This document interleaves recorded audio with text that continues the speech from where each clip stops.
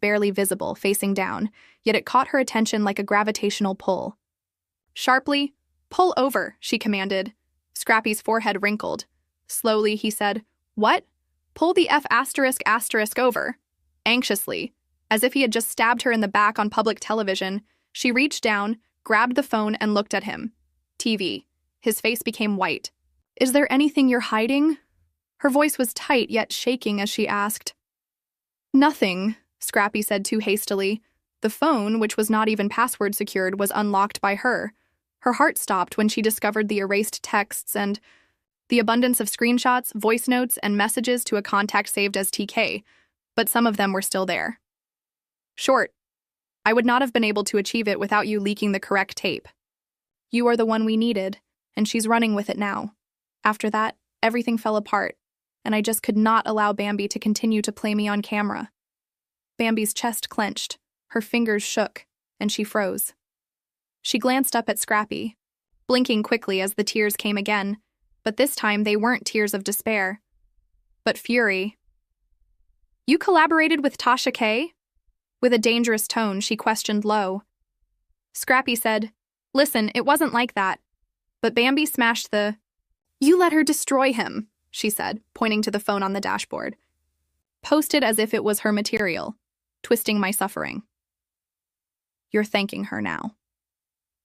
Scrappy made an effort to explain, but nothing he said made sense. He had the appearance of someone stuck in quicksand, recognizing that there was no more rope. He murmured, "I thought maybe we could both get away with it if she exposed VH1. "No," Bambi shook her head. "While I gazed, you believed you could exploit her to seem innocent. Erratic." In her palm, the phone buzzed once more. TK sent a new message. "I'm glad the leak was fixed. Before I reveal the rest, tell her to calm down." Bambi let out a gasp. "There's more." Scrappy reached for the telephone. "Don't." She withdrew. "There's more." He didn't respond. That was sufficient response.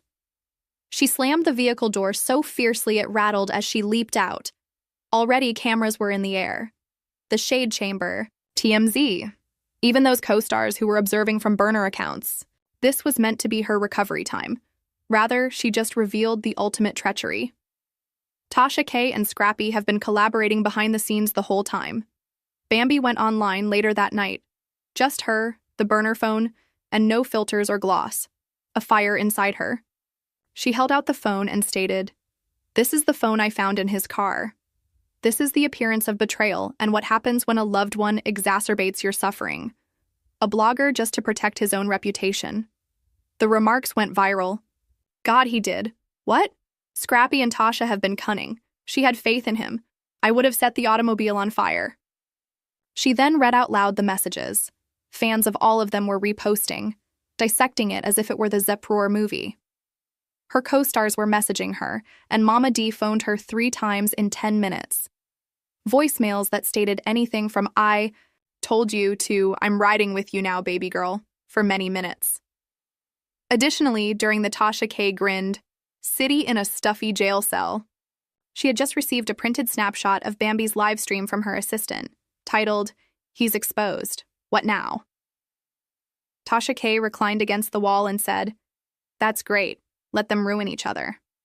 In the meanwhile, back at the damage, control crew at VH1 headquarters was going crazy. There was a crisis meeting.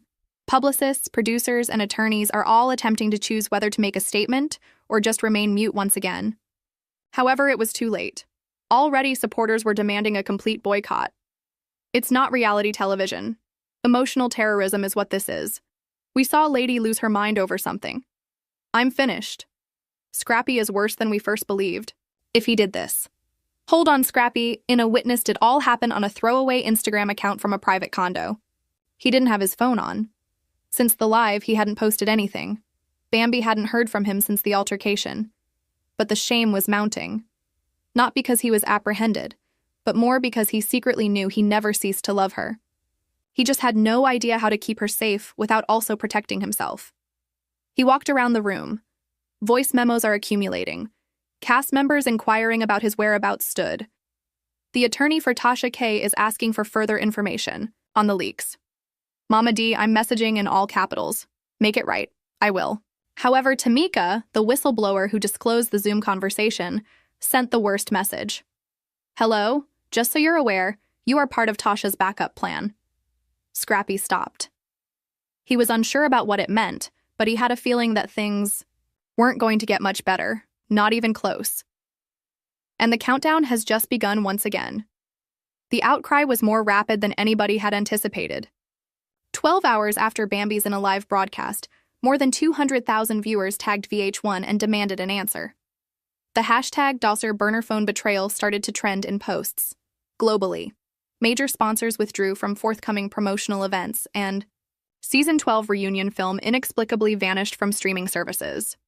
Scrappy was no longer the only person Bambi was exposing. She had turned into emotion. Behind her viral success, however, was a woman who was quietly collapsing. Within, Bambi sat by herself in her flat, surrounded by flashing phone displays and unopened takeaway cartons.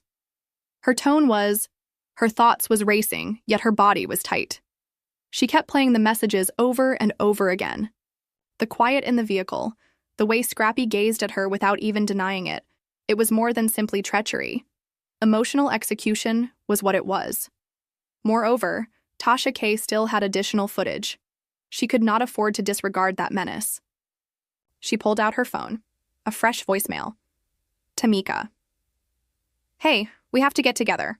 I discovered something. Additionally, you should see it before Tasha releases her next episode. Bambi didn't think twice. She put on a sweatshirt, put the burner phone in her pocket, and replied to Tamika's text. Provide the address. Scrappy, meantime, was in a downward spiral. He hadn't slept. He hadn't had any food. He continued to update his mentions. Till his phone died. It had been covered by all the outlets. Scrappy's leak was revealed. The collapse of blogger Tasha K was planned, and he allowed it to occur. The true villain of hip-hop and love. He looked at old pictures of himself and Bambi, focusing on grins that seemed like falsehoods now. He began to type a post. I made a mistake. I felt frightened. He couldn't complete it, but I didn't intend to harm you. Back then, every rendition seemed phony. His cell rang. A banned number sending a new message. Do you want to have your name cleared? Tell them what Tasha threatened to do to you. Scrappy felt his face's blood drain. In danger. No. Manipulated. Perhaps backed into a corner. Of course. Bambi had never been the target of his criticism. However, Tasha K threatened to reveal his private messages with another cast member when she presented him with that contract. It seemed as if he had no option from 2 years before. There was nothing he could do. He attempted to give Tasha K's team a call. No response. The subsequent text arrived more quickly. Avoid making a call. Watch the teaser when it drops in 5 seconds. His heart fell. He noticed it at the unfiltered Tasha K burner phone point when he accessed Instagram. 2. Scrappy's true intent. You believed she was the only one, the caption said.